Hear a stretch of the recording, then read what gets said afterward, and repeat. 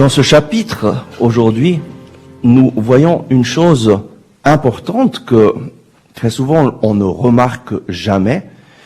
Et cette chose, c'est que Dieu parle à Joseph. Mais comment est-ce qu'il lui parle? De quelle façon Dieu parle-t-il à Joseph? En fait, nous voyons que Dieu parle à Joseph à travers des songes. Oui, à travers des songes. Et la chose la plus extraordinaire, c'est que Joseph immédiatement croit à ce qu'il rêve. Et immédiatement, il obéit aux songes. Relisons le verset numéro 13. Après leur départ, voici que l'ange du Seigneur apparaît en songe à Joseph et lui dit, « Lève-toi, prends avec toi l'enfant et sa mère et fuis en Égypte, et restes-y jusqu'à ce que je te dise. Car Hérode va rechercher l'enfant pour le faire périr. » Que fait Joseph à peine il se réveille? Eh bien, il fait ses valises et il part. Au verset 14, nous lisons, « Il se leva, prit avec lui l'enfant et sa mère de nuit et se retira en Égypte. Et il resta là jusqu'à la mort d'Hérode. » Et donc, lisons maintenant aussi les versets 19 et 20. Quand Hérode eut cessé de vivre, voici que l'ange du Seigneur apparut en songe à Joseph en Égypte, et il lui dit, « Lève-toi, prends avec toi l'enfant et sa mère, et mets-toi en route pour la terre d'Israël, car ils sont morts ceux qui en voulaient à la vie de l'enfant. » Et aussi les versets 22 et 23. « Mais apprenons qu'Archélaüs régnait sur la Judée à la place d'Hérode son père, il craignit de s'y rendre. Averti en songe, il se retira dans la région de Galilée et il va s'établir dans une ville appelée Nazareth pour que s'accomplisse l'oracle des prophètes. Il sera appelé Nazaréen. » Que fait Joseph à peine il se réveille? Encore une fois, il obéit immédiatement. Il se leva et il prit avec lui l'enfant et sa mère et rentra dans la terre d'Israël.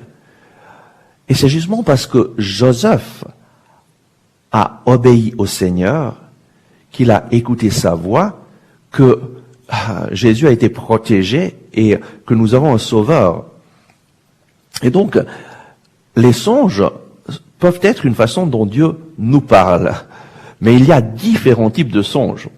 Il ne s'agit pas de rêver les numéros de la loterie pour les jouer, mais il s'agit de rêver ce que Dieu veut pour notre vie, pour ensuite lui obéir avec amour. Il y a des gens qui font beaucoup de rêves durant la nuit et après suivent leurs propres rêves et ils suivent leurs rêves comme des seaux qui suivent le vent. En fait, la Bible nous dit dans le livre du Siracide, chapitre 34, verset 2, comme un qui poursuit le vent, comme cela, ceux qui s'appuient sur leurs rêves.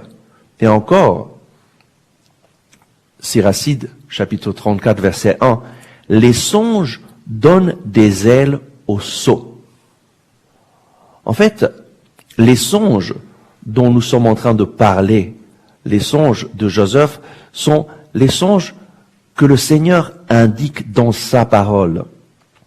Et ces songes, nous pouvons les désirer, nous pouvons les demander, nous pouvons les rêver, nous pouvons les recevoir.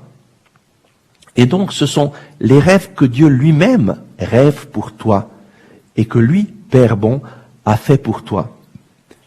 Quels rêves sont-ils donc, ces rêves? Est-ce que Dieu rêve que tu sois malade, que tu sois triste, que tu sois misérable? Non, pas du tout.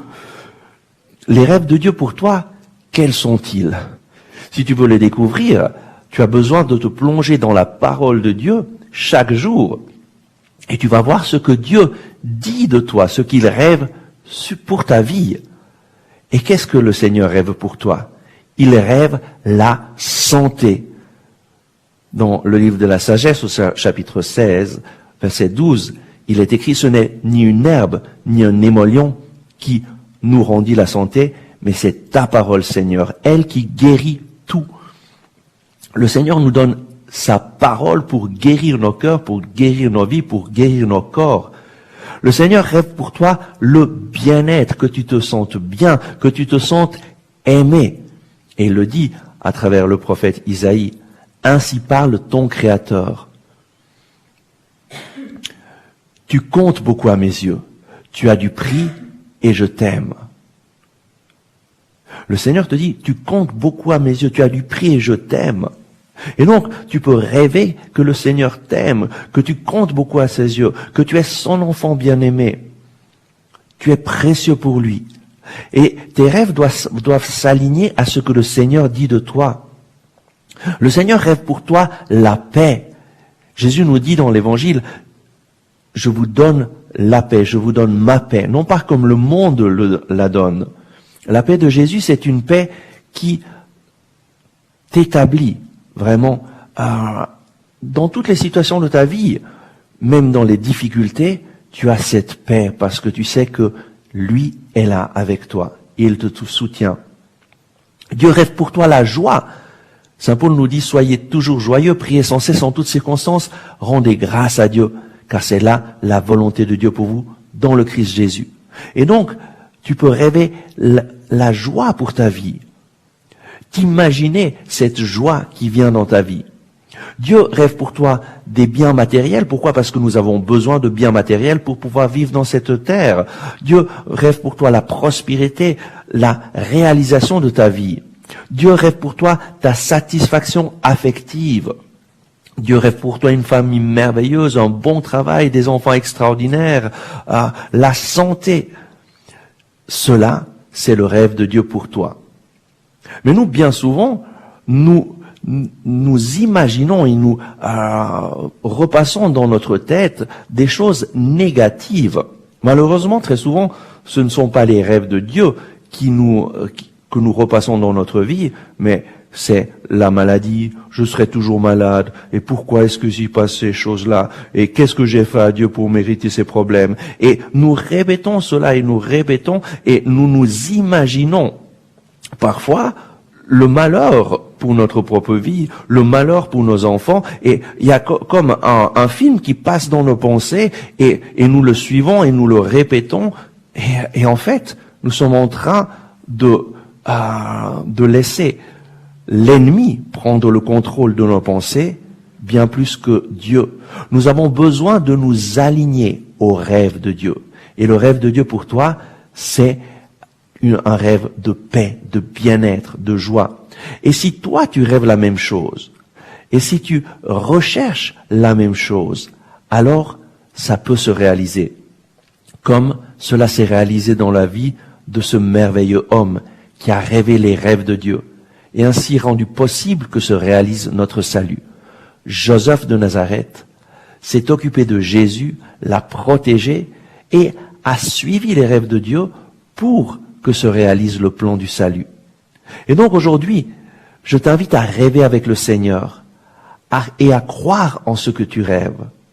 Et après, lève-toi et mets-toi à l'œuvre selon ce que le Seigneur t'a mis dans ton cœur. Rêve les désirs de Dieu. Plonge-toi dans la parole de Dieu, dans toutes ces belles promesses que Dieu nous donne dans sa parole, et ensuite, rêve que ces promesses se réalisent pour ta propre vie. Rêve que les personnes que tu aimes se convertissent, au lieu de te lamenter, « Ah, mes enfants ont plus à la messe, et les jeunes ne croient plus. » C'est clair que si seulement de nos bouches, dans nos pensées, nous exprimons ce que nous voyons de négatif, nous ne sommes pas en train de collaborer avec le Seigneur pour que ses rêves se réalisent. Dieu veut que tous soient sauvés et arrivent à la connaissance de la vérité. C'est Saint Paul qui nous le dit. Et donc, tu peux rêver que les personnes que tu aimes se convertissent et arrivent à la connaissance de la vérité. Tu peux penser à eux se rencontrant Jésus, ayant une conversion. Rêve que les personnes que tu aimes soient en bonne santé et prospèrent.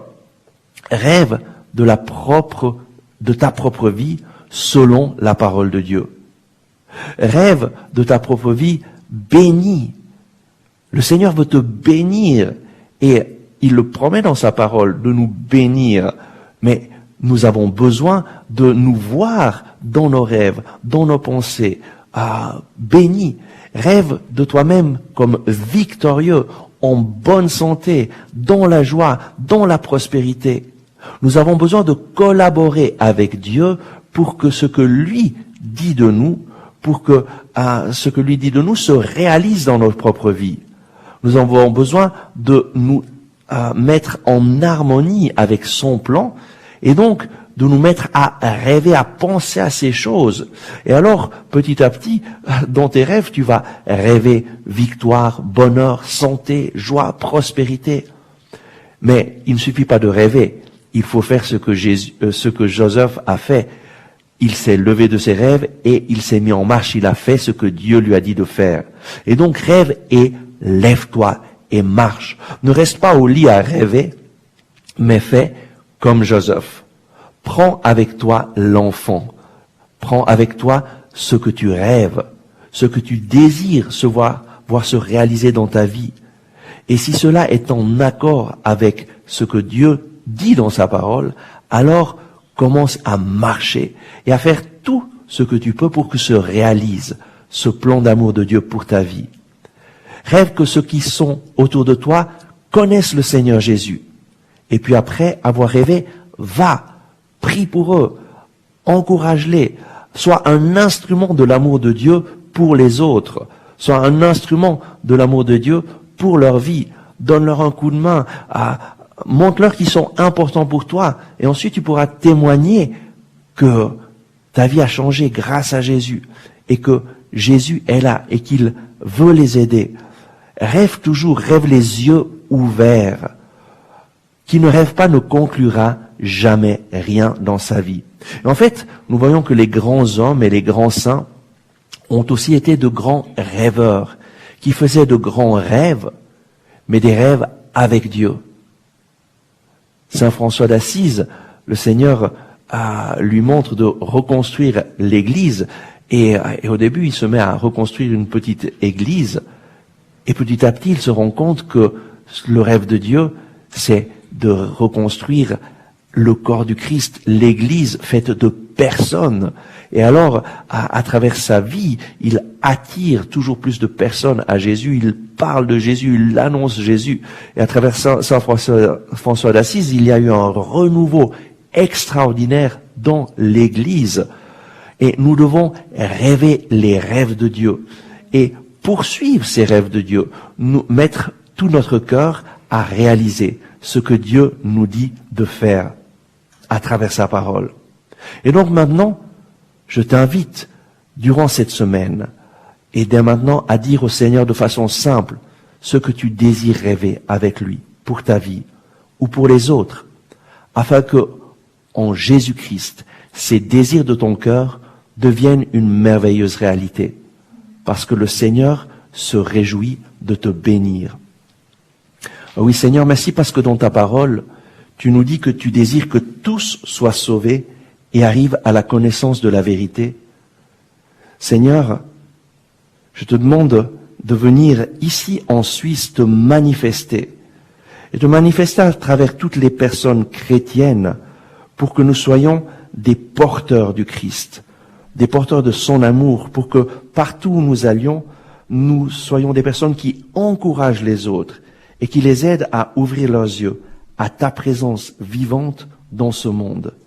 Oui, Seigneur, viens faire de tous ces auditeurs de Radio Maria des porteurs de Jésus partout où ils vont.